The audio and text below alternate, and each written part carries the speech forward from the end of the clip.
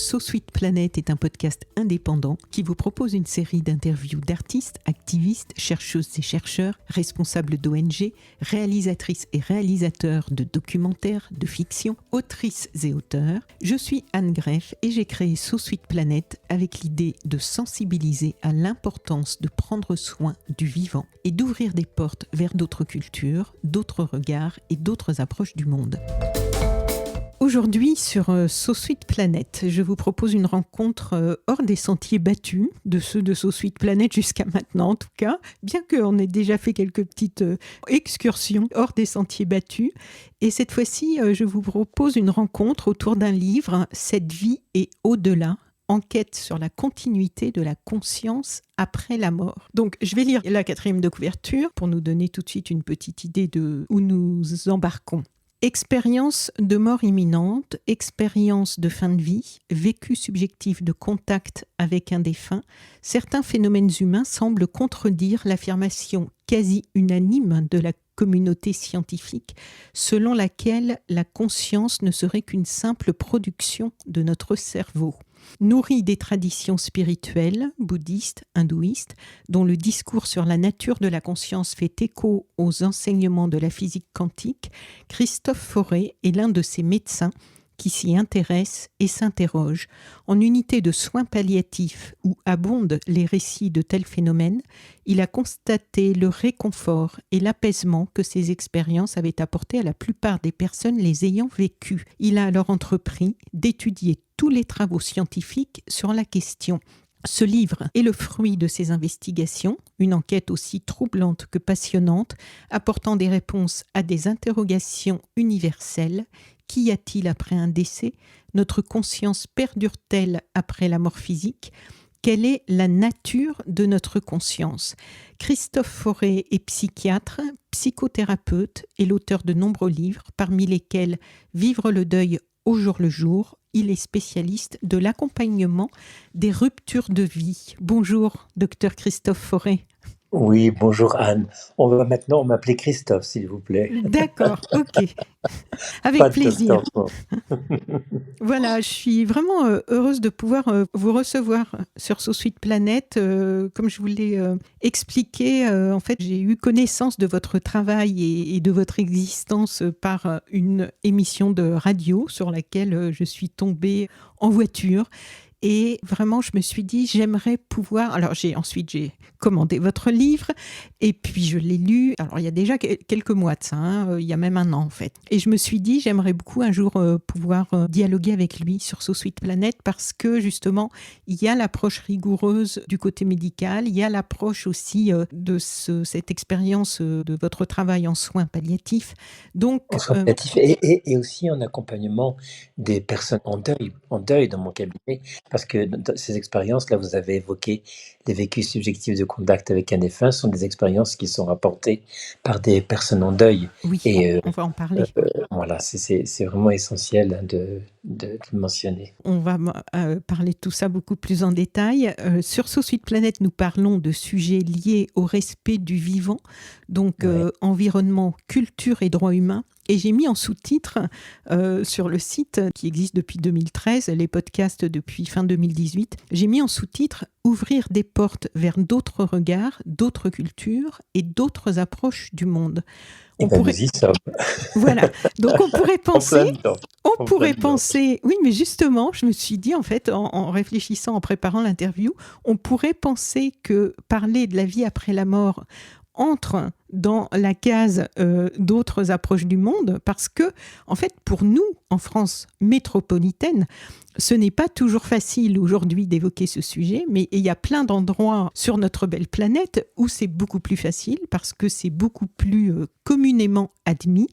Et ce que je trouve intéressant, passionnant même, c'est que de plus en plus de scientifiques, de chercheurs et de personnes du corps médical se sont lancés dans des recherches très sérieuses dont on va parler puisque vous êtes vous-même parmi ceux qui font des recherches et qui se mettent en réseau pour nous relater un peu tout ça. Donc à collecter aussi des témoignages de par le monde et à se les partager. Et donc c'est assez fascinant. Aujourd'hui, cher Christophe, je parle toujours un peu beaucoup au début et puis ensuite je laisse laisse longuement développer mes invités. Pas de soucis. Je vais lire le premier paragraphe de votre livre. J'avais à peine 13 ans quand j'ai découvert le livre du docteur Raymond Moody, La vie après la vie. J'étais fascinée. Pour la première fois était exposé ce phénomène étrange qui allait bientôt être connu sous le nom d'expérience de mort imminente. EMI, donc en français, Near Death Experience, NDE en anglais. Dans la préface était mentionné le nom d'Elisabeth Kubler-Ross, pionnière des soins palliatifs dans les années 60. En dépit de mon jeune âge, je me souviens de l'évidence qui s'est imposée à moi. C'est ça que je veux faire. Je veux travailler dans ce domaine. La voie était tracée. Alors, ma première question, c'est quand même bien jeune pour avoir un tel intérêt sur un tel sujet. Est-ce que vous aviez un contexte particulier pour développer cette curiosité dans ce domaine? Absolument pas. J'étais un petit garçon, comme tous les petits garçons. J'étais au Havre, en Normandie. Vraiment un petit garçon lambda, une famille qui n'est même pas de médecin. Mon père était douanier Ah et oui. ma maman était secrétaire, vous voyez. Et ils n'avaient pas fait de grandes études. C'était un milieu assez modeste, même très modeste. Et donc, il n'y avait pas énormément de livres. Il y avait beaucoup d'amour de la part de ma maman, mais mes parents ont divorcé quand j'étais très, très jeune. Et donc, c'était être avec une maman et un grand frère et on avançait comme ça, comme on pouvait. Et je suis vraiment tombé sur ce livre.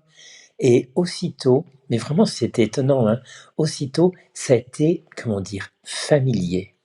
Il y avait comme un rendez-vous de la vie qui m'était donné là. Et quand j'ai ouvert ce livre et que j'ai commencé à le lire, j'ai été fasciné, comme beaucoup de gens à cette époque, quand ils ont lu ce livre de Raymond Moody, La vie après la vie. Mais il y avait un étrange, mais vraiment étrange parfum de familiarité. Je dis, mais je, je connais ça. Et comment je peux connaître ça? J'étais un petit garçon normal, comme tous les petits garçons. Et c'est ça qui a été vraiment une espèce de fil directeur à l'arrière de mon esprit, qui au fil de mes études et après de mes études de médecine, ont été une petite musique comme ça qui a sans cesse été en moi et qui m'a d'ailleurs conduit très directement dans une branche très particulière de la psychiatrie qui est vraiment les soins palliatifs, donc l'accompagnement des personnes en fin de vie et des personnes en deuil, parce que je n'avais pas forcément cette appétence pour les grandes psychoses, les grosses névroses. J'avais vraiment cet attrait, c'est fou de le dire comme ça, mais attrait pour tout ce qui est autour de la fin de vie, de l'interface entre le psychologique et le spirituel au bout du compte, parce que clairement, on parle de cette dimension-là. Oui.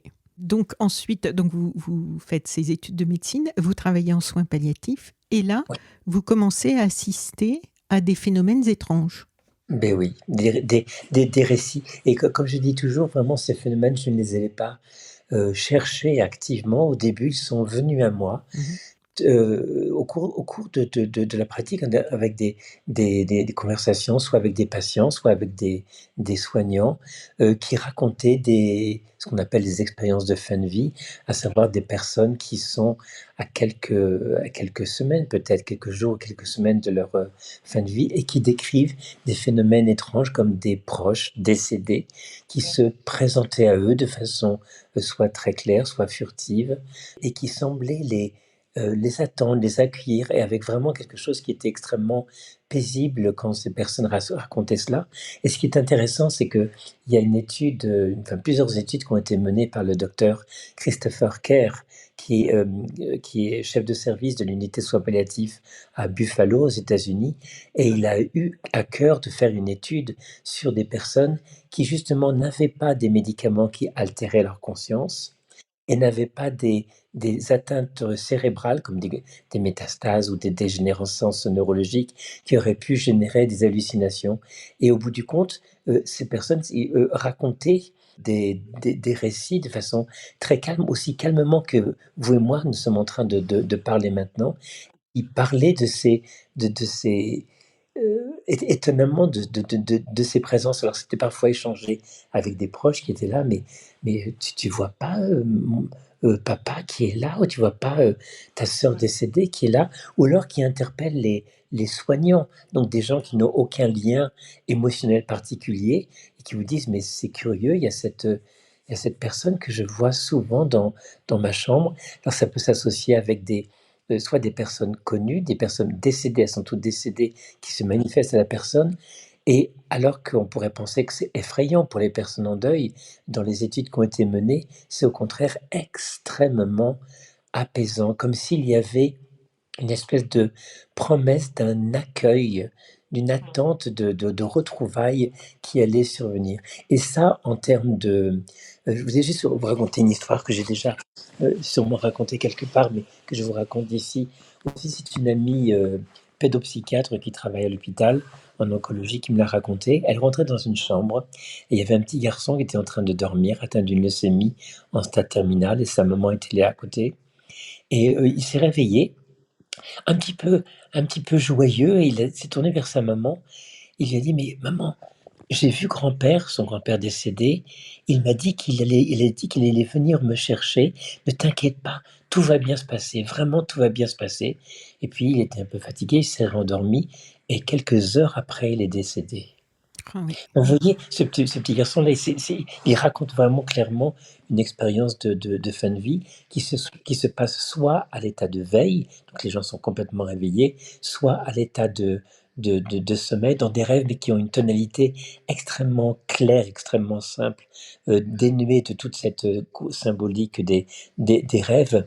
Et donc pour lui, c'était quelque chose d'apaisant, mais imaginez pour cette maman qui a reçu ce cadeau ultime de son petit garçon, et qui, dans son deuil, même si elle va avoir la souffrance de plus vivre avec son enfant, bien sûr, ça, on ne peut pas faire l'économie de la souffrance, même si on a connaissance de ces phénomènes, c'est vraiment deux choses différentes. Elle ne peut plus serrer son petit dans les bras, il n'y a plus les Noëls, il n'y a plus les vacances, tout ça. Oui. Mais néanmoins, mon ami médecin m'a dit que ça avait eu un impact vraiment très positif sur le vécu de son deuil, en se disant: «Waouh, mon papa décédé est venu accueillir mon petit». Donc vous voyez, c'est pour ça que c'est important de connaître ces expériences de fin de vie, là, puisqu'on parle vraiment de cela, à la fois pour l'accompagnement des personnes, qu'elles soient au courant que c'est normal, parce que peut-être beaucoup de gens n'en parlent pas, parce qu'elles ont peur d'être cataloguées comme folles ou délirantes. Oui, ou peut-être qu'elle-même, elle pense que c'est la personne qui est en train de délirer, c'est un effet de fin de vie. Et en fait, on voit bien dans votre livre, avec tous les témoignages, et dans l'autre livre dont je vous ai parlé, que vous citez dans votre livre de Bill et Judy Guggenheim, où il y a énormément de témoignages. Et ce qui est vraiment impressionnant, c'est ce nombre de témoignages d'autant de personnes de différents endroits dans le monde, de tous les âges, et toujours ces mêmes expériences de proches Oui, qui viennent les chercher. oh, Donc, oui, oui, c'est vrai que même si on est plutôt sceptique et que l'on doute, la masse de témoignages voilà, est voilà, impressionnante. c'est ça, Anne, qui est vraiment un point important dans notre époque, où il y a l'importance des statistiques. C'est-à-dire qu'il y a tellement de données Oui, accumulées depuis des décennies maintenant. Hein, pour les expériences de mort imminente, ça fait 40 années de témoignages. Hein. oui, Pour les expériences de fin de vie, un petit peu moins, on les étudie plus récemment, et pour les vécus subjectifs de contact avec un défunt également. Mais on a des décennies de témoignages, et ces témoignages qui isolément sont critiquables, bien sûr, sont sujets à caution, mais quand on les cumule, c'est ça. on arrive à en faire des données qui sont analysables statistiquement, où on peut étudier les récurrences, on peut étudier les thèmes qui reviennent sans cesse, et donc faire presque un portrait robot, entre guillemets, de l'expérience, et là qui est étonnamment transgénérationnel, que ce soit des hommes, des femmes, des enfants, quel que soit le milieu social, quelle que soit l'origine ethnique. Vraiment, il y a vraiment la seule composante commune, c'est que sont des êtres humains. Des êtres humains qui vivent une expérience extraordinaire. Alors, on n'a pas les expériences des animaux parce qu'ils ne peuvent pas communiquer avec nous, mais on peut imaginer qu'ils vivent exactement la même chose. Et d'ailleurs, dans certaines expériences de fin de vie ou des vécus subjectifs de contact avec un défunt dont on va parler, il y a parfois des animaux domestiques qui réagissent. Des animaux, vous vouliez dire du côté des vivants, ou des animaux qui avaient été des animaux de compagnie décédés qui pouvaient aussi venir dans ceux qui accueillent de l'autre côté, on va dire? Alors, ce qui est étonnant, c'est que on a des récits avec à la fois des personnes qui seraient accueillies entre guillemets par des animaux décédés, des chats, des chiens, enfin des amis proches décédés, donc ils seraient accueillis par eux, mais aussi des animaux qui sont vivants qui semblent réagir également à ce qui est perçu. Tant lors des expériences de fin de vie que des vécus subjectifs de contact Ah oui, avec, ça on va en parler, parce qu'il y a une expérience dans votre livre qui est vraiment impressionnante, oui, avec un chien. avec un chien, oui, tout à fait. Et puis donc, pour arriver ensuite à développer un peu plus tous les sujets, mais sur votre parcours à vous, donc après vous vous spécialisez en accompagnement du deuil, et là, il y a de nouvelles surprises. Exactement. Et là encore, hein, ça s'est vraiment invité dans ma pratique, c'est que les gens, petit à petit, euh, entrent en confiance dans la relation, parce qu'ils étaient quand même en train de parler à un psychiatre, et, et on commençait à dire, mais je perçois des choses, je perçois des signes, entre guillemets, de la personne disparue. Alors au début, j'écoutais ça un petit peu étonné, et je me souviens, la toute première fois, c'était un monsieur de Rennes qui est venu me voir après le décès de son épouse et qui m'a raconté un VSCD à partir d'une petite boîte Donc qui VSCD, vécu subjectif de contact avec un défunt. Oui, on va en parler. On va dire ça moi à chaque fois. Et donc, après le décès de son épouse, il a eu plusieurs manifestations comme cela dont il voulait absolument parler. Et donc, au bout du compte, comme j'ai commencé à poser la question un peu systématiquement, avez-vous l'impression de percevoir des signes de la personne que vous avez perdue? Alors parfois, la personne dit, ben non, j'ai rien perçu, et donc on passe à autre chose. Je n'essaye absolument pas d'imposer quoi que ce soit aux personnes, oui. mais souvent, il y a des gens qui me disent, bah, c'est drôle que vous me parliez de ça, je n'osais pas vous en parler, mais j'ai perçu telle ou telle chose. Alors, ça peut être des perceptions visuelles, ou même des perceptions auditives, ou même des perceptions tactiles qui reproduisent des gestes, une caresse sur la main, une caresse sur le front, sur la nuque. Ça peut être des odeurs que les personnes sentent, alors qu'il n'y a aucune raison, qui est l'odeur de l'eau de toilette, par exemple, de la personne. Ça peut être des manifestations électriques.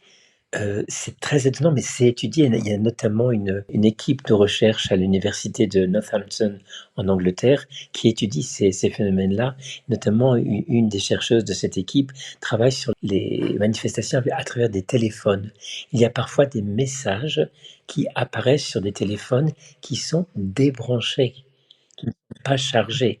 Et il y a parfois même des appels téléphoniques et qui émanent du téléphone d'une personne qui est complètement déchargée. Et c'est parfois, il y a des témoignages de plusieurs personnes qui au même moment reçoivent un appel.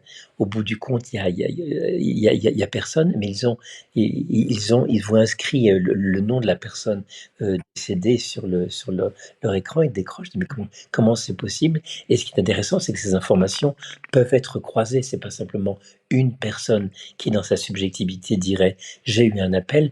Il y a 2, 3, 4 personnes qui, au même moment, ont eu le même appel. Et ce qui est étonnant, c'est que quand on regarde après les relevés téléphoniques pour voir s'il y a une trace de cet appel, Oui. il n'y a pas trace de cet appel-là.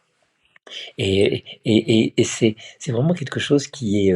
alors pour les personnes qui ne sont pas familières avec ce type d'expérience-là, ce que je suis en train de raconter, ça peut paraître complètement loufoque, complètement à côté de la plaque, mais c'est ce discrédit que l'on met sur ces expériences-là, ils sont souvent le fruit de la méconnaissance, de l'ignorance de ces phénomènes, parce que quand on commence très sérieusement à regarder, ne serait-ce que sur Internet, hein, ou à regarder vraiment en détail certains journaux scientifiques, notamment anglo-saxons, parce que c'est notamment dans les pays anglo-saxons que c'est développé, on se rend compte en fait que c'est pas simplement des témoignages comme ça, un petit peu incroyables.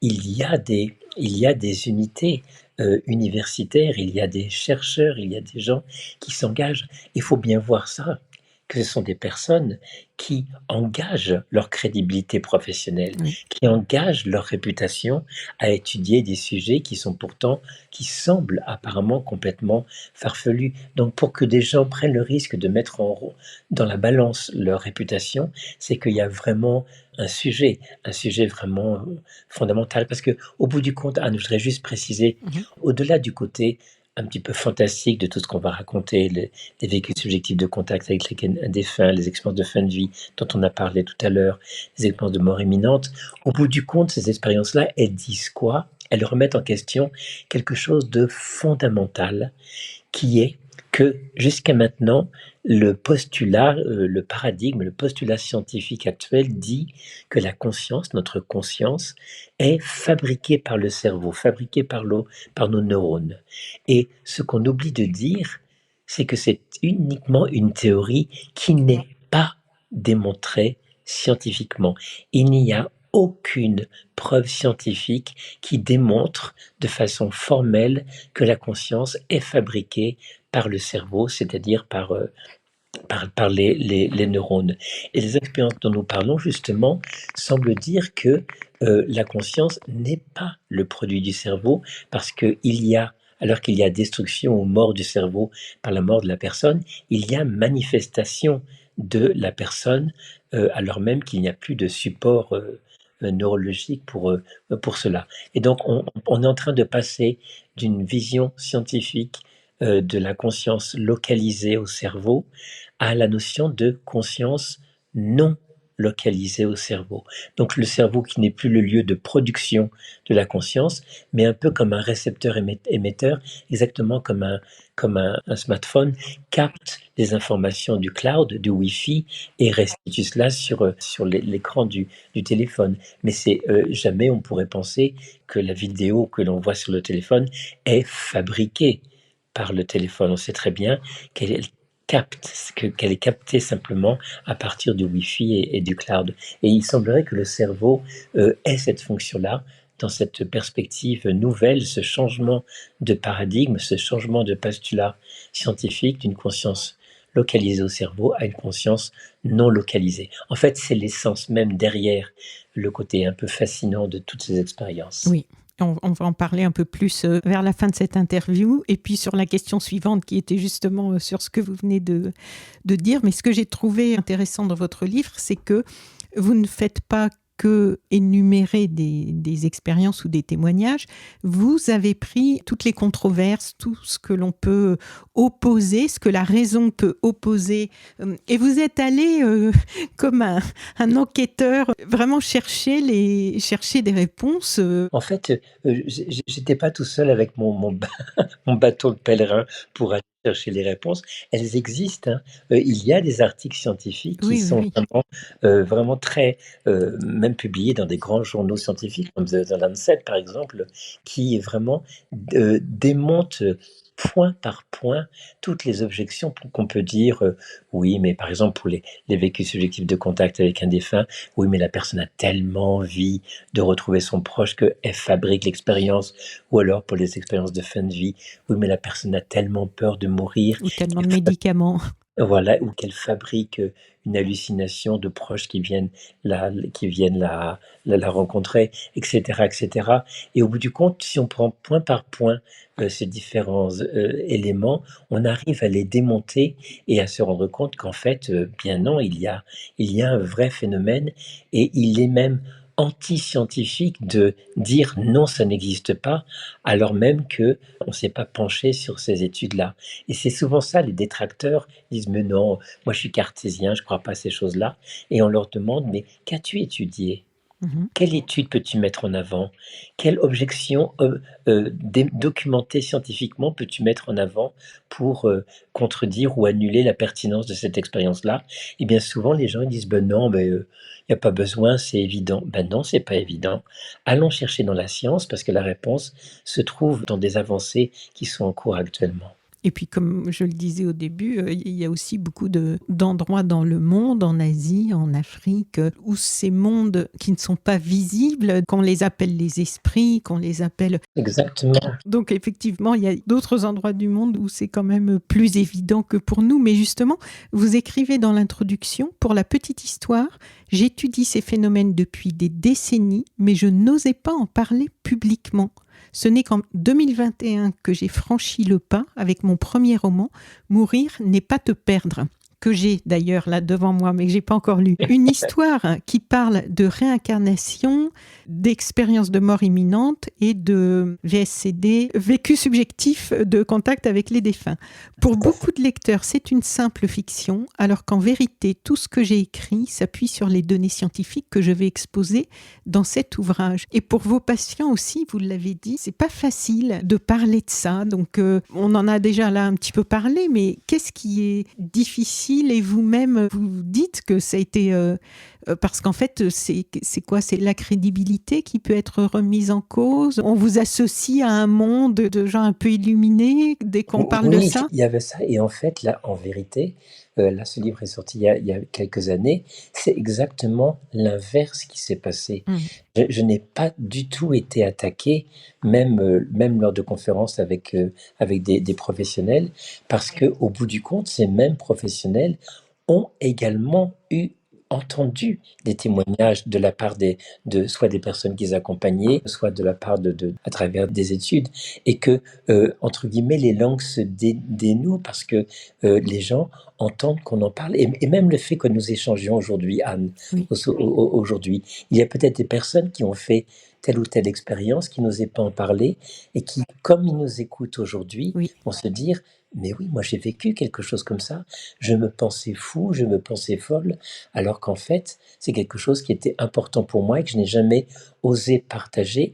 Puis il y a aussi quelque chose d'important, on n'ose pas le partager parce qu'on a peur d'être discrédité mais on a aussi peur que euh, autrui abîme l'expérience par de la critique, Oui. alors que c'est parfois une expérience qui est extrêmement profonde pour soi, extrêmement belle, qui est porteur de beaucoup de sens et de lumière, et on n'a pas envie qu'elle soit galvaudée ou foulée aux pieds par des gens qui, avec leur cartésianisme Mm, mm. mal placé, abîmeraient la qualité spirituelle de l'expérience. Eh oui.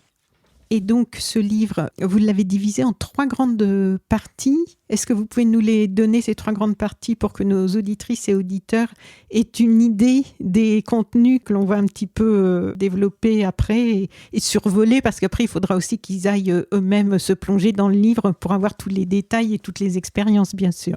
Oui, bien sûr. Donc, il y a trois grandes parties. La première, c'est vraiment l'exposé de ces expériences, expériences de mort imminente, donc les EMI, Oui. les expériences de fin de vie, les vécus subjectifs de contact avec un défunt. Et j'ai rajouté une quatrième expérience qui est souvent associée par les chercheurs anglo-saxons. Ce sont les souvenirs de supposées vies passées rapportées par des jeunes enfants entre l'âge de 2 ans à 7 ans. Et ça, c'est particulièrement étudié à l'université de Virginie, aux États-Unis, par Jim Tucker, qui dirige ce département. Oui. Donc, il y a cette première partie. La deuxième partie, c'est tout ce qui est objection et contre-objection. Oui, mais, oui, mais, oui, mais. Et donc, c'est de démonter un petit peu. C'est pas rébarbatif, hein, il faut dire ça aux gens. Ah non, C'est pas du tout. c'est C'est passionnant, oui. c'est pas du tout rébarbatif, mais ça permet de vraiment poser cette notion dont je vous parlais tout à l'heure, qui est de la notion, en fait, la remise en question de la conscience qui est produite par le cerveau, et donc l'idée que la conscience est non localisée, une nouvelle façon d'aborder la conscience.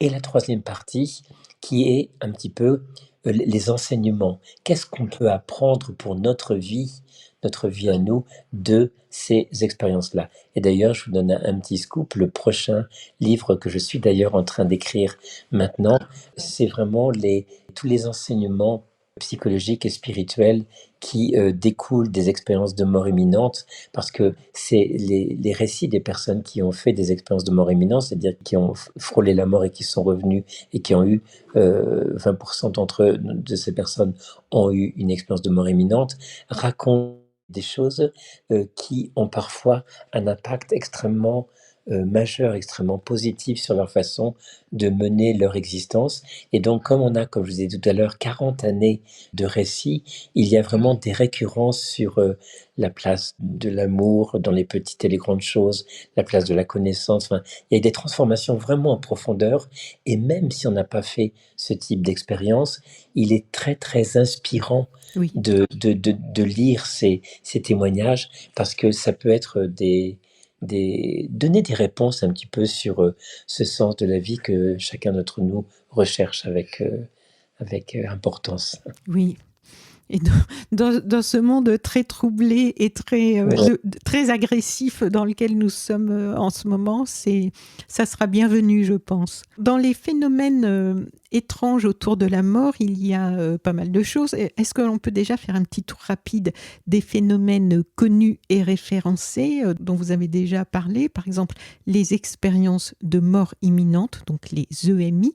Qu'est-ce que c'est une EMI? Et peut-être quelques mots sur les chiffres que vous donnez dans votre livre, si vous les avez en tête, ou du nombre de personnes qui ont déjà fait une EMI, parce que ça, j'ai trouvé ça quand même assez impressionnant aussi.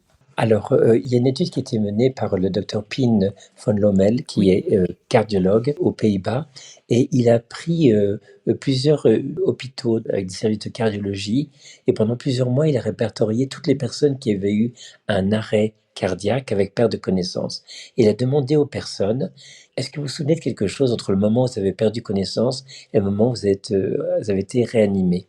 Eh bien, 80% des personnes disent ben non, je me souviens de rien, et 20% des personnes décrivent ce qu'on appelle une expérience de mort imminente.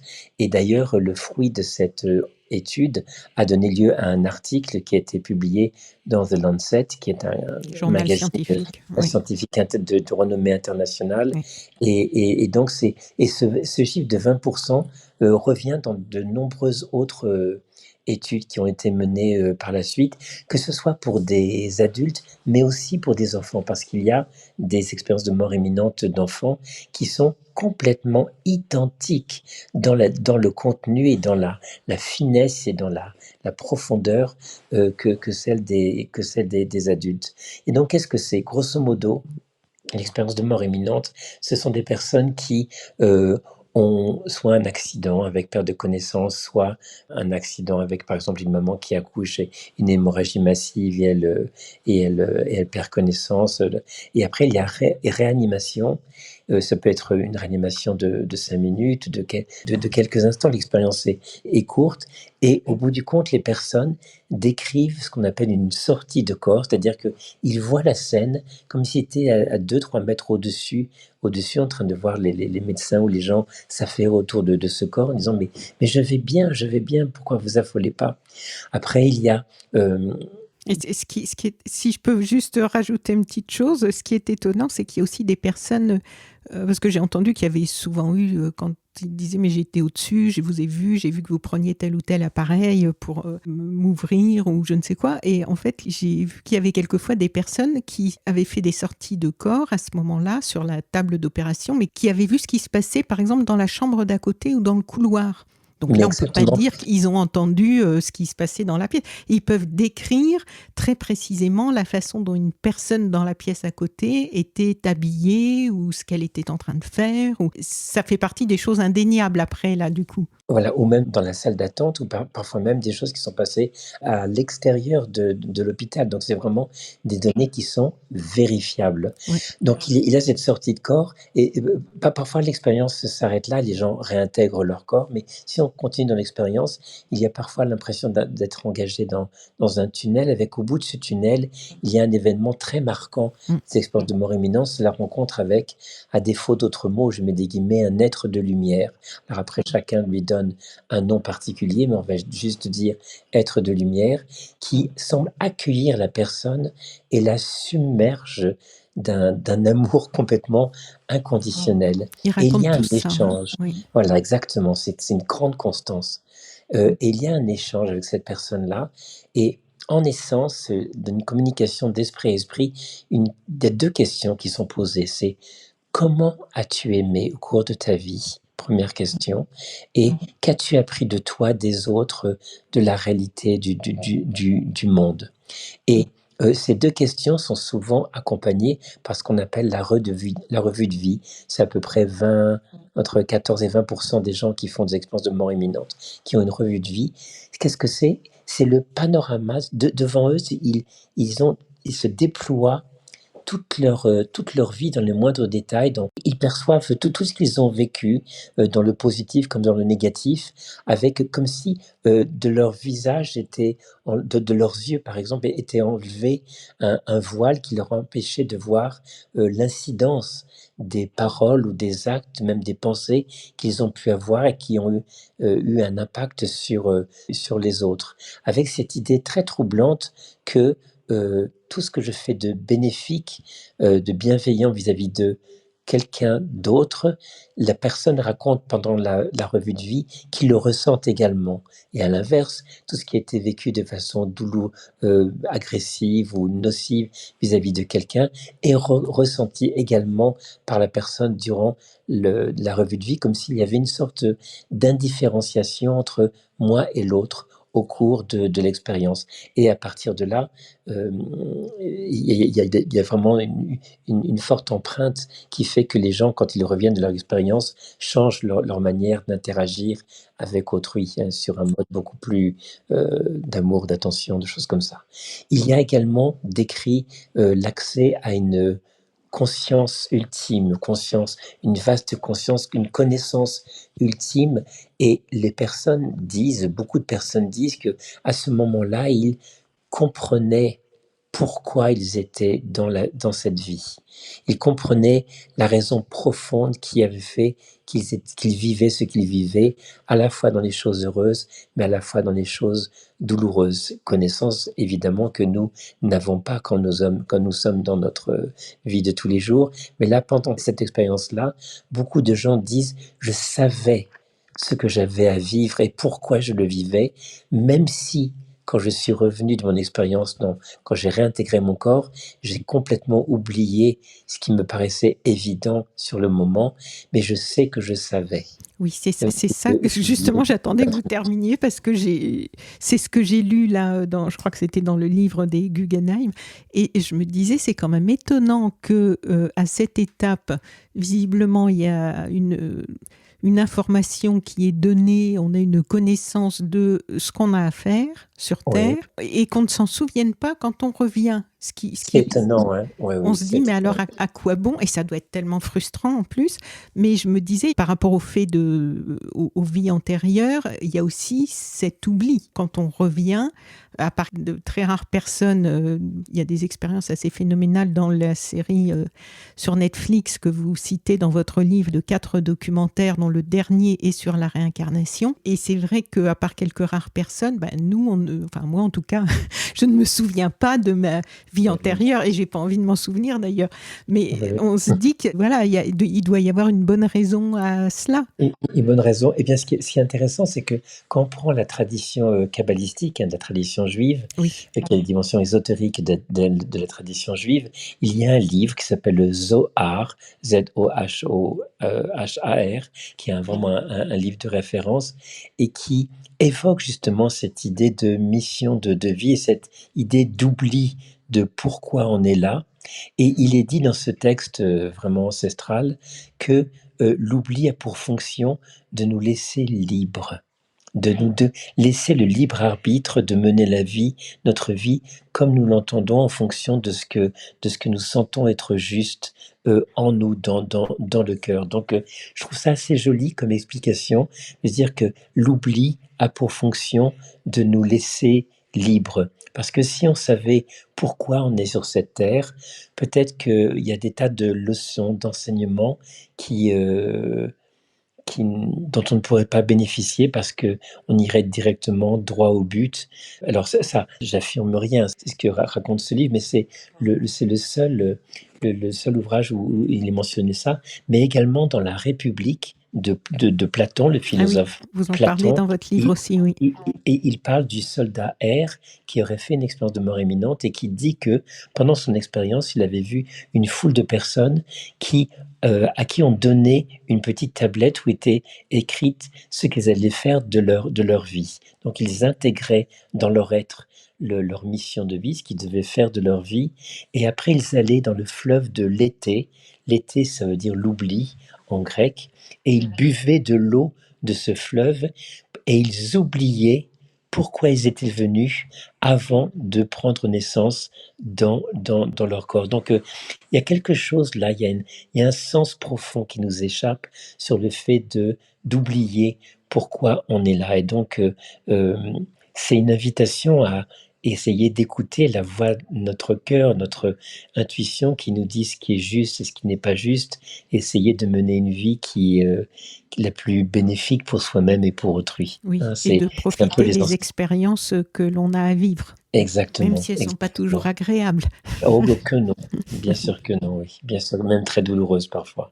Et ce qui est étonnant dans ces expériences de mort imminente, c'est que j'ai lu aussi dans votre livre et dans d'autres que ceux qui vont revenir, hein, puisque ceux qui nous racontent, c'est évidemment ceux qui ont pu revenir, Bien sûr. souvent, et alors là, c'est assez étonnant, comme ça se recoupe aussi des gens qui n'ont pas communiqué entre eux, qui n'ont pas...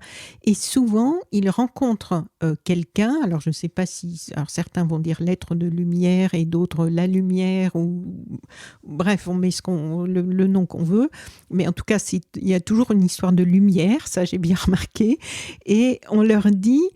tu dois, ou des proches, ils rencontrent des proches qui sont décédés dans cette phase, qui leur disent non mais toi c'est pas le moment. Ça peut être un conjoint qui est décédé, la personne a vraiment envie du coup de ne pas revenir sur terre pour rester avec cette personne dont elle a été séparée, et l'autre personne qui est donc décédée lui dit non mais toi c'est pas le moment, tu dois repartir, retourner. Et j'ai lu à ma grande surprise que, parce que je suis en train de lire Ma vie de Carl Jung, que je n'avais pas encore lu, et je n'en suis pas encore à ce passage-là, mais je viens de lire dans une petite, un petit passage sur Internet qu'en fait, il a fait aussi une expérience de mort imminente, Carl Jung, Exactement. et qui s'est trouvé dans ce cas-là. Exactement. Et très souvent, soit c'est cet être de lumière qui dit tu dois retourner en arrière, tu n'as pas fini ce que tu as à vivre, mais Oui. c'est parfois des proches décédés qui disent tu peux pas aller plus loin dans l'expérience. Si tu vas plus loin dans l'expérience, tu ne pourras plus revenir. Or, tu as un enfant à éduquer, tu as des choses à vivre. Je voudrais juste, c'est important, Anne, parce que les gens se disent mais c'est quoi ma vie, ma mission de vie? Mais moi, je connais pas ma mission de vie, je sais pas. Les gens s'imaginent quelque chose d'extraordinaire. Il faut bien entendre ce que les gens qui ont fait des expériences de mort imminente signifient quand ils parlent de mission de vie. La mission de vie, c'est simplement vivre sa vie. Ce n'est pas nécessairement créer une grande association, faire une grande œuvre. C'est vraiment vivre sa vie le plus en conscience possible. Ça peut être une vie très simple, où on n'accomplit pas forcément des grandes, extraordinaires choses. C'est la mission de vie, et ça les gens le disent clairement, c'est le fait de vivre sa vie. Et c'est important parce que plein de gens se désolent en disant mais je passe à côté de ma vie parce que je n'ai pas ma grande mission de vie. Non, non, non, non, ne nous se trompons pas. La mission de vie, c'est le fait d'être vivant. Et d'ailleurs, dans un des témoignages, une personne dit que nous avons déjà poser la plus grande décision spirituelle de notre existence par le fait même de décider de vivre notre vie. Simplement cela. Donc pas besoin de tambour, de trompette, de choses extraordinaires. Vivons le plus honnêtement, avec le plus d'amour dans le cœur et d'intelligence dans l'esprit et de sagesse dans notre âme pour pouvoir mener notre vie, donner le meilleur de nous-mêmes. C'est, au bout du compte, c'est ça l'enseignement de notamment des expériences de mort imminente, c'est comment on peut faire de la vie que l'on vit ce que l'on vit, non pas rester focalisé sur un après qui va de toute façon survenir. On va mourir, on va en aura après, mais que l'essentiel en fait, c'est ce qu'on vit maintenant Oui, dans cette vie. Et il serait vraiment ballot de se rendre compte qu'une fois qu'on est mort, on est passé à côté du sens profond de ce qu'on était censé vivre quand on était vivant. oui. Et Alors, si on continue l'expérience après, donc les gens, ils ont cette injonction de revenir et souvent le retour est dicté par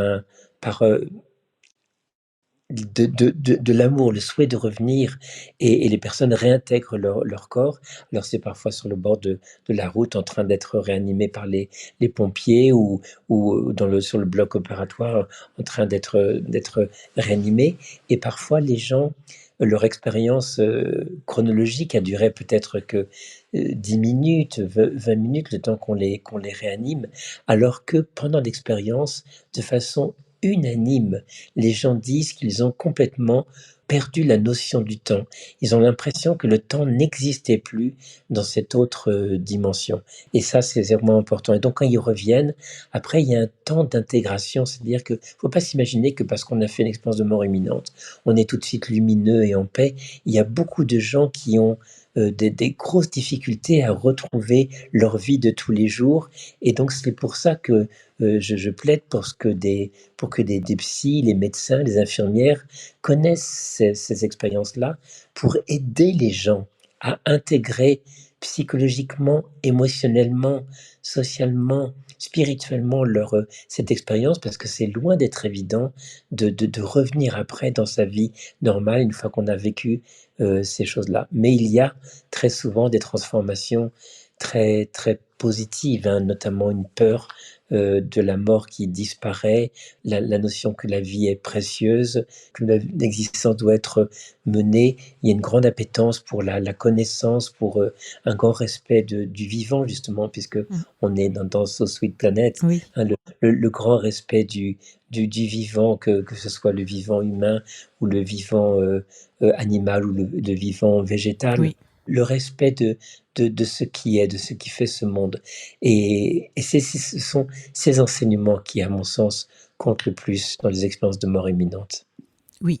Et alors, il y a une petite proportion, ils ne sont pas nombreux, mais il faut quand même le mentionner, une petite proportion d'expériences qui ne sont pas très positives dans les Exact. EMI. Exactement.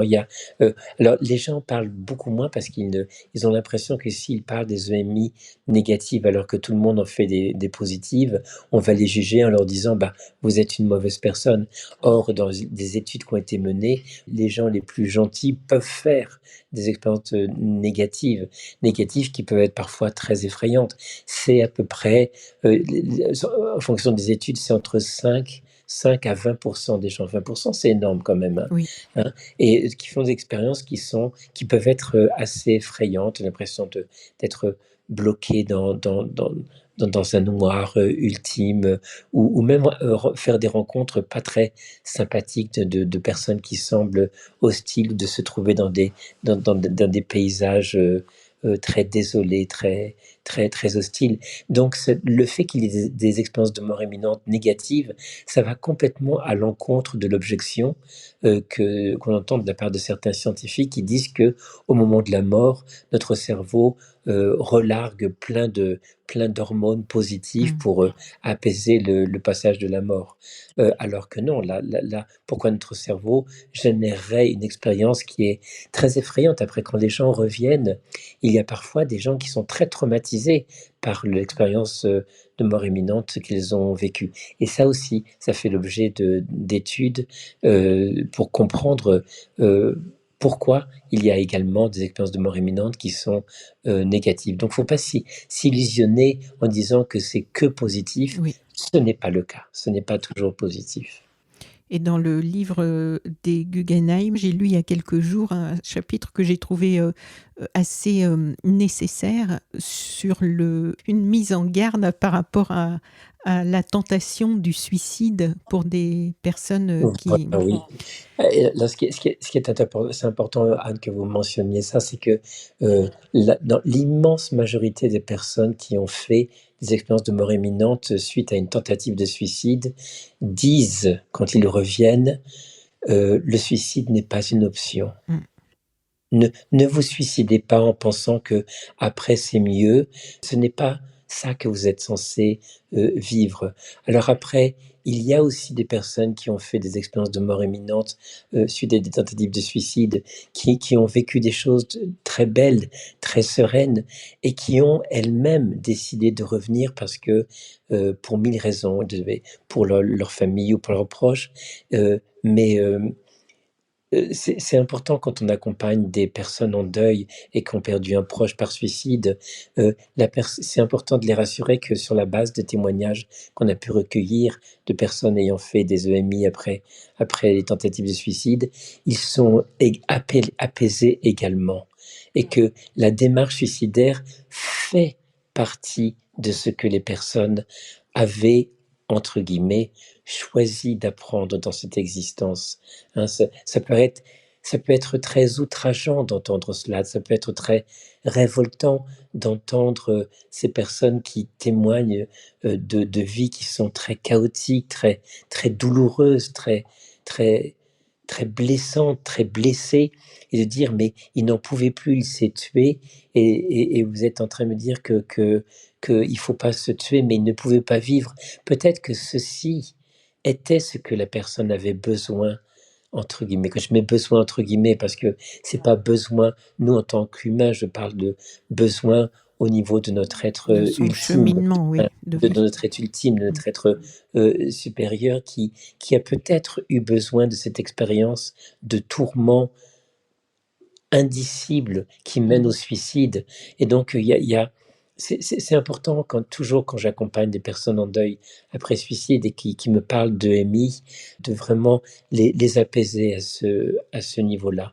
Parce que du point de vue des personnes qui ont fait des EMI après des tentatives de suicide, le suicide est considéré comme un apprentissage, comme quelque chose qui a besoin d'être expérimenté, et même également, et ça c'est peut-être difficile à entendre, également pour les proches qui restent derrière. Ils ont peut-être, et je mets un énorme peut-être derrière ce que je vais vous dire, il y a peut-être aussi le fait de expérimenter cette vie sans cette personne que j'ai aimée et qui est sortie de sa vie en se suicidant.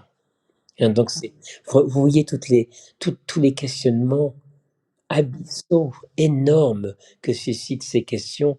Et c'est pour cela, Anne, qu'il est essentiel que ces questions soient étudiées, qu'on sorte de l'anecdotique, qu'on arrive à créer des modèles de compréhension pour véritablement tendre vers une vraie sagesse, une vraie capacité d'accompagnement des personnes, soit en fin de vie, soit également en deuil, ou même les personnes qui ont fait ces expériences-là et qui ont besoin de guidance pour retrouver leur repère après avoir connu quelque chose qui est extraordinaire dans le premier sens du mot, hors de l'ordinaire, hors de cette vie humaine. Et je trouve que ça met une confiance dans l'existence, ça donne une dimension magnifique, gigantesque à ce qu'on est en train de vivre, alors que parfois on a l'impression que notre vie, elle est toute petite, elle n'est pas importante, elle est un peu grise, un peu fermée. Quand on se plonge dans ces explorations, dans ces livres, dans ces études, on se rend compte que même si on a une vie qui est difficile, il y a quelque chose de très lumineux qui pulse à l'intérieur de nous, et que il appartient peut-être, il nous appartient, c'est notre responsabilité peut-être de faire ce chemin intérieur pour aller retrouver cette dimension lumineuse qui semble se révéler une fois que la mort survient, mais qui est pourtant pressante à l'intérieur de nous, alors même que nous sommes toujours vivants. Et alors, dans les choses aussi qui sont quand même étonnantes et dans les parties, voilà, que si on est sceptique ou que l'on doute, ça remet un peu les choses en question, ce sont les EMI partagés. Exactement. Les EMI partagés, c'est pas extrêmement fréquent, mais cela survient où vous avez, par exemple, je vous donne un exemple, ce sera plus simple. 2 personnes sont en voiture, la passagère a son chat et ils vont chez le vétérinaire et à un moment donné, le chat saute sur la conductrice qui perd le contrôle de son véhicule et qui percute un bus. Mhm. Les 2 sont dans le coma. Une des personnes se réveille dans son coma quelques jours plus tard et elle dit au médecin, alors même qu'elle ne sait pas que son amie conductrice est décédée, Mm. alors même qu'elle ne sait pas qu'elle est décédée, elle dit, je suis sortie de mon corps et j'ai vu que mon amie était avec moi, complètement apaisée, et j'ai vu deux chemins. Et elle me montrait, toi tu vas suivre ce chemin-là, moi je vais suivre cet autre chemin, et cette personne qui est revenue à la vie, donc après son coma, Oui. a vu s'éloigner cette personne en sachant qu'elle était morte. Mm.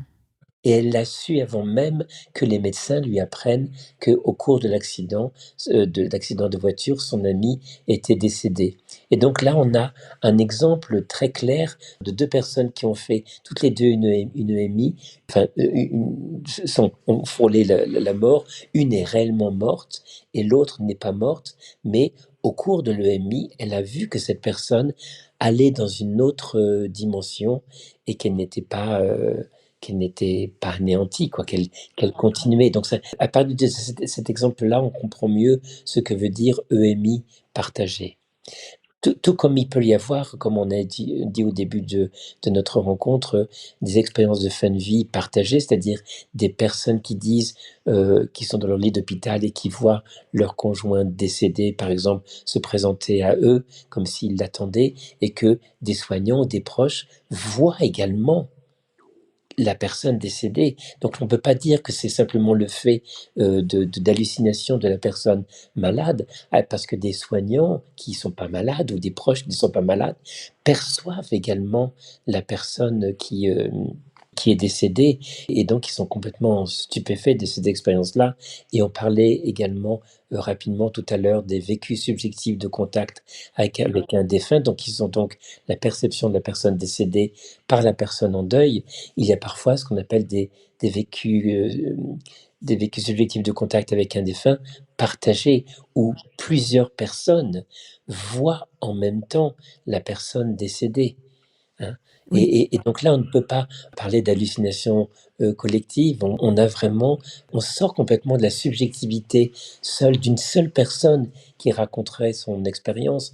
Là, on a plusieurs personnes qui sont en mesure de partager leur vécu. Donc, ces phénomènes partagés, que ce soit les expériences de mort imminente, les expériences de fin de vie ou les vécus subjectifs de contact avec un défunt, le fait qu'ils soient partagés accrédite très fortement, à mon sens, donne une pertinence incroyable à ce type d'expérience-là, comme étant véritablement des expériences réelles, entre guillemets, et non pas subjectives, simplement liées à des dysfonctionnements de la personne à cause de sa souffrance ou de sa maladie.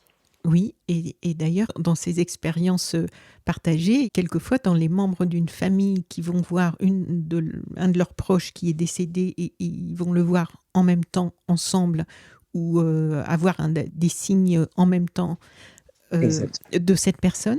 Et l'expérience que j'ai trouvée très étonnante dans ce que vous racontez dans votre livre, c'est cette expérience où, je ne sais plus s'il y a 2 ou 3 personnes qui ressentent ou qui voient la personne décédée dans un coin de la pièce ensemble au même moment, et il y a un chien qui est là Oui. et qui regarde au même endroit au même moment, donc là où la personne défunte est en train d'apparaître, et le chien aboie en regardant dans cette direction aussi. Mais j'ai des exemples aussi avec de patients qui me racontent, notamment un couple dont le fils était décédé par noyade, et leur petit chien, plusieurs mois après le décès de ce garçon, parfois se redressait la tête sans aucune raison, se mettait à remuer la queue comme s'il était tout content, en jappant joyeusement, et il était en train de regarder le mur où il n'y avait rien de particulier.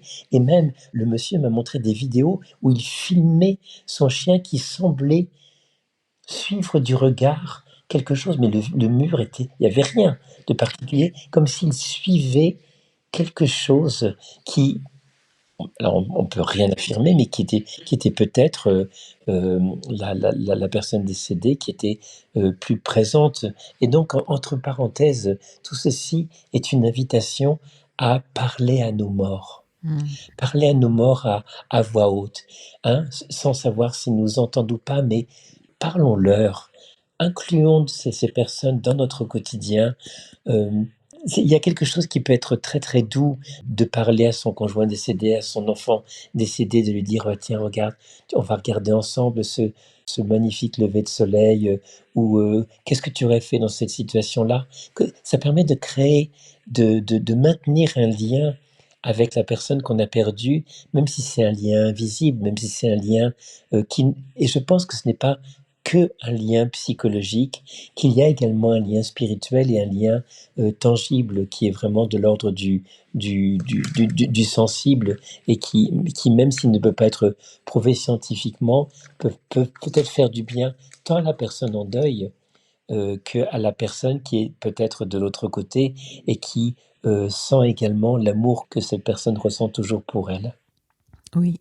Je me demandais si depuis l'écriture de ce livre, est-ce qu'il y a eu des avancées notoires hein, dans la recherche?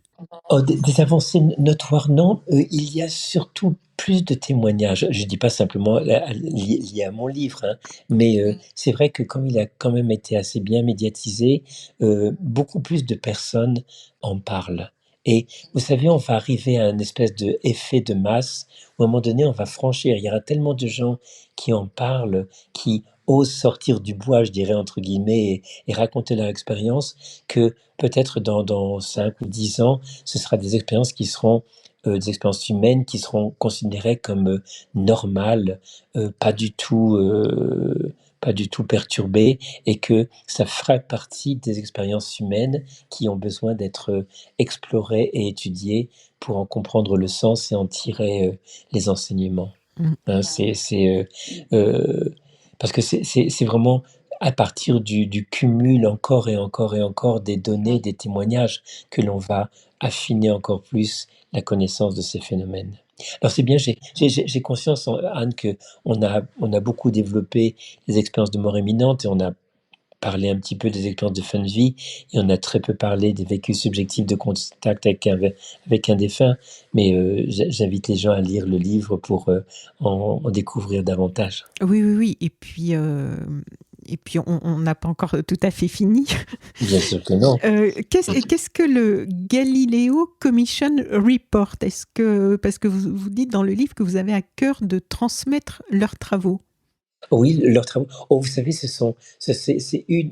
un des organismes américains, en l'occurrence, hein, qui travaille sur ces phénomènes. Le Galileo Report, c'est vraiment un regroupement de très nombreux scientifiques, médecins, philosophes, qui travaillent sur justement la notion de conscience non localisée, c'est-à-dire qui œuvrent à faire changer ce postulat scientifique qui dit que la conscience n'est qu'un phénomène biologique qui est fabriqué par le cerveau. Et donc c'est vraiment, là, clairement, Anne, nous sommes à un tournant entre deux conceptions de la conscience. Ça propose d'ailleurs une extension du champ des neurosciences qui pourrait, tout en restant complètement scientifique, on pourrait étudier la conscience quand elle est localisée au cerveau, mais on pourrait également, deuxième versant des neurosciences, étudier la conscience quand elle n'est pas localisée au cerveau. Et c'est justement le propos de la Galileo Commission, mais vous avez aussi d'autres organismes en Angleterre. Vous avez le Medical and Scientific Network, vous avez beaucoup d'instituts de recherche qui travaillent sur ces phénomènes-là, et on n'en a pas du tout parlé, mais la médiumnité est aussi un sujet qui intéresse beaucoup les personnes en deuil, et le grand écueil par rapport à la médiumnité, c'est qu'il y a très peu d'études scientifiques. Or, quand on regarde aux États-Unis, il y a un endroit qui s'appelle le Windbridge Research Center que dirige le docteur Julie Béchel, et il mène dans cet institut des protocoles extrêmement rigoureux par rapport aux personnes qui disent avoir des capacités de percevoir des personnes décédées, donc des médiums, et qui se soumettent à des expérimentations scientifiques pour essayer d'éliminer tous les biais ou tous les trucages qui pourraient discréditer cette approche. Et il y a aussi le professeur Chris Rowe, dont je vous ai parlé également à l'université de Northampton en Angleterre, qui travaille beaucoup. C'est un professeur d'université, hein, c'est pas un rigolo, hein, et qui travaille beaucoup sur la médiumnité en étudiant avec des scanners ou avec des enregistrements. Donc, il est vraiment important qu'il y ait des recherches scientifiques sur la médiumnité, parce que c'est vrai qu'il y a beaucoup de personnes peut-être un peu charlatans qui disent aux personnes qui abusent des personnes en deuil qui sont fragiles en disant, Oui. ben voilà, j'ai un message de l'au-delà. Et c'est pour ça que c'est important qu'il y ait ces études, parce que on pourra inclure les résultats de ces études, tester les personnes qui ont de réelles compétences à capter les proches décédés, si cela existe vraiment, pour que on puisse intégrer ceci même dans l'accompagnement des personnes en deuil. Hein. Et c'est pas complètement utopique, c'est pas complètement farfelu de le penser. Il faut simplement oser le faire. Oser le faire et financer des recherches qui vont dans ce sens. Oui. Il y a un petit passage que j'avais envie de lire, page 134, qui m'a fait réfléchir en survolant votre livre pour préparer l'interview. À l'ère de l'intelligence artificielle là, qui s'installe partout, j'ai trouvé ce petit passage assez intéressant. Donc je vous cite, ce rapport, donc je crois que vous parlez du Galileo Commission Report, ce rapport insiste sur le fait que la science post-matérialiste ne rejette pas les observations empiriques ni les progrès réalisés jusqu'à présent. Elle cherche au contraire à élargir le champ de la science pour mieux comprendre les merveilles de la nature et, ce faisant, redécouvrir l'importance de l'esprit et de la pensée au cours du tissu de l'univers. Le passage de la science matérialiste à la science post-matérialiste peut être d'une importance vitale pour la civilisation humaine. Moi, j'ai bien aimé ce petit passage qui nous dit il y a peut-être d'autres directions que l'intelligence artificielle dans tous les sens, partout, et pour trouver des solutions à tout. Et qu'est-ce que c'est les grandes théories d'Elon Musk et de tous ses collègues sur les humains augmentés et la... Bon, il y a peut-être d'autres pistes à explorer pour augmenter. Mais oui, comme disait Malraux, hein, le 21e siècle sera spirituel ou il ne sera pas. Oui. En fait, la vraie réponse, ce n'est pas le psychologique uniquement. Il y a une deuxième composante, c'est justement Carl Jung, hein, qui a fait une expérience de mort imminente, le disait clairement. Il y a deux composantes dans notre être, la composante psychologique, qui est essentielle à comprendre et étudier, mais il y a aussi la composante spirituelle, qui est comme la deuxième aile d'un oiseau qui lui permet de s'envoler, alors que Freud, lui, disait qu'il n'y avait que le psychologique et le spirituel, il pensait que c'était complètement farfelu, une névrose, alors que Carl Jung, et c'est pour ça d'ailleurs qu'ils se sont fâchés, disait que non, le spirituel et le psychologique ne se confondent pas, il ne faut pas les confondre, surtout pas, mais ils sont complémentaires. Et une vie accomplie, à mon sens, c'est une vie accomplie tant au niveau psychologique qu'au niveau spirituel. Et si ça doit être ça, notre mission de vie, d'approfondir notre connaissance psychologique de notre existence, de ce que l'on fait, de nos actes, tout ce qu'on entreprend, et de mener notre vie avec un éclairage spirituel qui peut être religieux. Quand je dis spirituel, ça peut être aussi religieux, mais j'insiste surtout sur la dimension spirituelle qui n'est pas reliée à un dogme particulier. Oui. Eh bien, si on mène notre vie aussi sur la contemplation du beau, le respect du vivant, le respect de chacun, de tout ce qui est, eh bien, là, on est dans peut-être l'accomplissement de pourquoi on est venu sur cette terre. Alors, venons-en à la notion d'interdépendance, d'interconnexion. Vous Ouais. écrivez, page 310, les témoignages d'EMI révèlent également l'étroite intrication du vivant. La conscience imprégnerait tout ce qui est, qu'il s'agisse des éléments du réel ou des personnes. Au cours d'une EMI, il est parfois fait état non seulement d'une connexion intime avec autrui, au point de pouvoir capter leurs pensées et leurs ressentis au cours de donc ce que vous appelez la revue de vie, mais également d'un lien profond avec tout ce qui existe. Une des choses, alors vous citez, une des choses que j'ai apprises et que nous faisons tous partie d'un grand univers de vie, si nous pensons que nous pouvons blesser quelqu'un ou un autre être vivant sans nous blesser nous-mêmes, nous nous trompons gravement. Maintenant, quand je regarde une forêt, une fleur ou un oiseau, donc là j'imagine que vous citez quelqu'un Oui, bien qui a sûr, vécu oui. ça, hein. Maintenant, quand je regarde une forêt, une fleur ou un oiseau, je me dis, ceci est moi, une partie de moi. Nous sommes connectés à toute chose. Et j'enchaîne page 311. Incidemment, de cette conscience de l'interdépendance découle chez certaines personnes un respect renouvelé pour le vivant dans sa globalité, une préoccupation accrue pour la préservation de l'environnement. Vous recitez, j'avais conscience d'un tout, mes actions n'avaient pas seulement un impact sur les autres, mais elles avaient aussi une influence sur tout le reste, les animaux, les plantes, les arbres, l'eau, l'air, tout. Bon, alors, en ces temps de guerre, de génocide, de piétinement généralisé du vivant, de pollution, moi je crois qu'il est grand temps de faire passer le message largement. C'est aussi pour ça que moi aussi j'en parle alors que je ne l'avais pas encore fait jusqu'à maintenant, comme vous racontez au début de votre Ouais. livre. C'est pas facile quelquefois de s'exposer en parlant de ces sujets-là, mais franchement, pour enchaîner, moi dans les droits humains, les sujets sur Gaza et les pollutions et les PFAS et aussi d'autres choses sur le soin, sur le prendre soin du vivant, et là on est dedans, ça aide par d'autres angles à avoir cette conscience-là.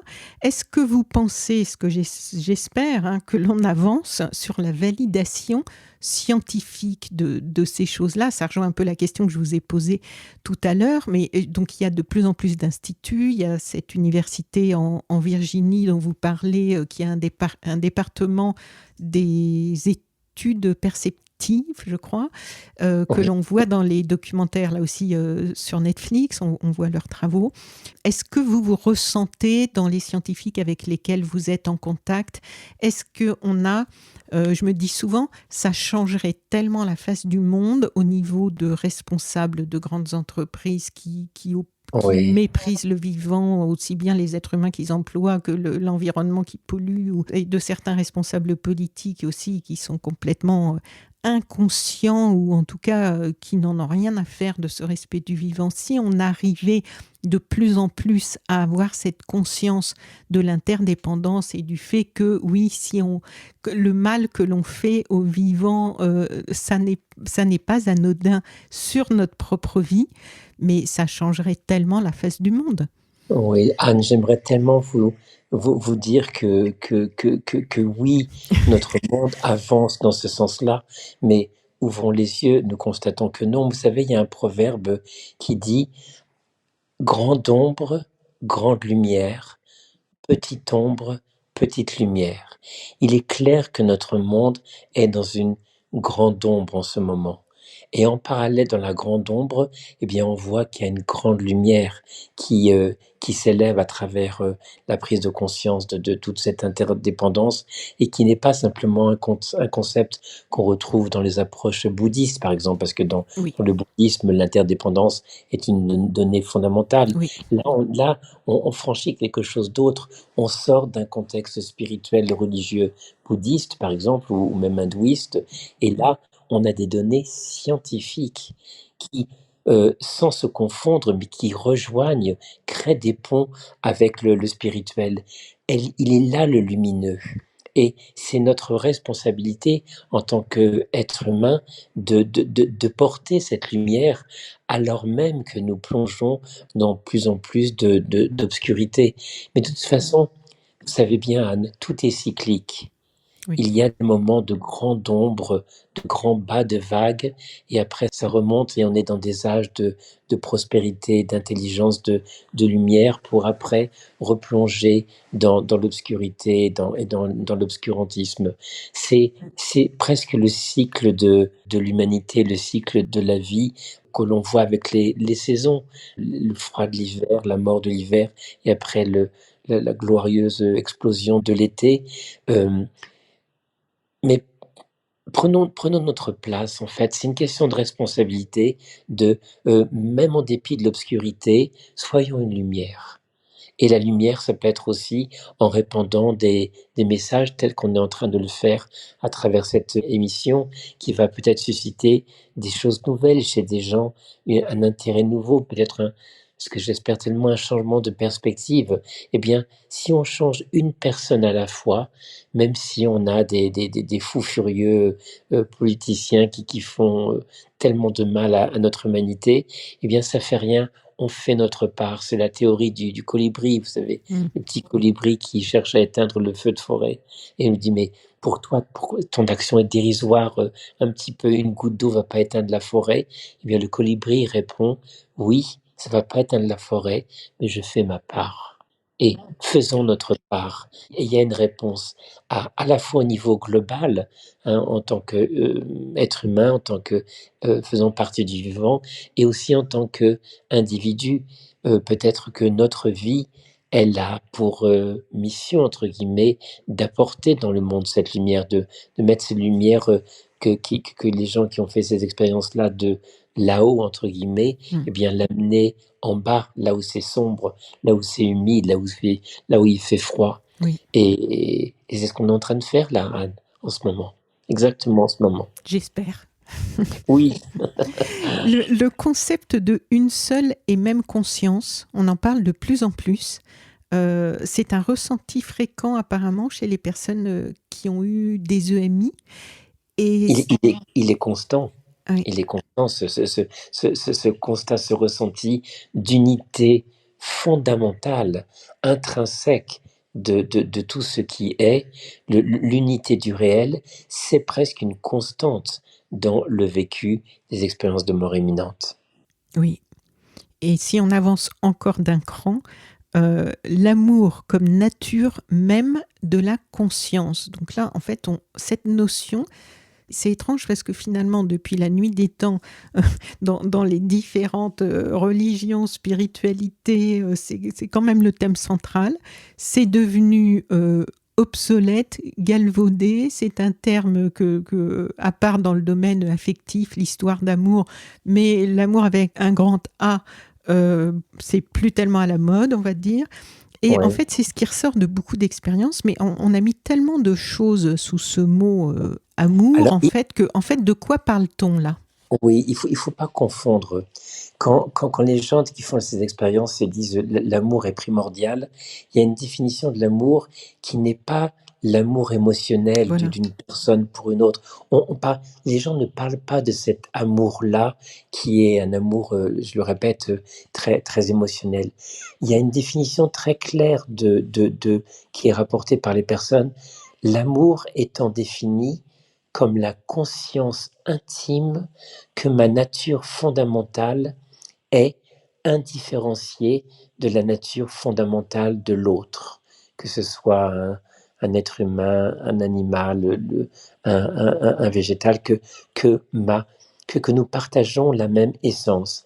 Et cette conscience de partager intrinsèquement, fondamentalement la même essence, c'est ceci qui est désigné comme l'amour avec un grand A, ce qui est différent de l'amour émotionnel que deux personnes peuvent ressentir. Elles peuvent bien sûr avoir, à travers leur amour émotionnel, leur relation d'amour, une perception de ce que c'est ce côté grandiose, indifférencié, que toi et moi et toi, dans des dimensions ultimes de notre être, mais c'est pas toujours le cas dans les relations amoureuses. Alors que les gens qui parlent d'amour, ils parlent vraiment de cette conscience d'une nature indifférenciée entre toi et moi, entre moi et l'autre. C'est ça le vrai sens de l'amour dans ce sens-là. Oui. Bon, il est temps qu'on se repenche sur le sujet, sur cette Oui, je crois. planète. Oui, oui, oui. On a bientôt terminé. Dans le dernier chapitre, parce que vraiment, on monte en puissance à la fin du livre, là, et Bien sûr, oui. vous êtes particulièrement inspiré. Et c'est une lecture qui ouvre, ça fait du bien parce que oui, ça apporte des réponses et vous êtes allé vous-même chercher les réponses aux controverses et avec l'approche médicale et scientifique. Et donc, comme je le disais au début, c'est ce que je trouvais assez plaisant et rassurant. Et c'est une lecture qui ouvre et qui élève. Et je vais laisser nos auditrices et auditeurs lire et découvrir par eux-mêmes ce livre. Je lirai ce petit passage tiré de votre livre. La connaissance de soi passe aussi par une communication intime et sacrée avec la nature, avec le vivant. Cela fait jaillir en nous l'ardent désir de le protéger, de le préserver, d'en prendre soin, conscient que l'écologie extérieure est à l'image de l'écologie intérieure, où on ne se laisse plus polluer par les négativités de l'existence. Ouais. Tout un programme. Oh, un énorme programme, c'est le programme de toute une vie. Oui, Oui, oui. oui, mais c'est fondamental. Oui, bien sûr, bien sûr. Mm. Oui, oui, tout à fait. C'est vraiment une jolie conclusion, hein. Oui. Alors peut-être avant de nous quitter, quelques mots sur les prochains mois pour vous, les projets, le prochain livre. Qu'est-ce que vous pouvez nous dire ? Le gros projet, là, j'ai fait mettre en ligne une plateforme digitale d'accompagnement du deuil et de formation des professionnels et des bénévoles sur le deuil. Donc, il y a deux versants dans cette plateforme qui va s'appeler Une lumière dans ma nuit, une lumière dans ma nuit.com et qui propose énormément de choses. Il y a par exemple plus de 16 heures de vidéos où je parle du processus de deuil dans les aspects les plus théoriques ou les plus pratiques.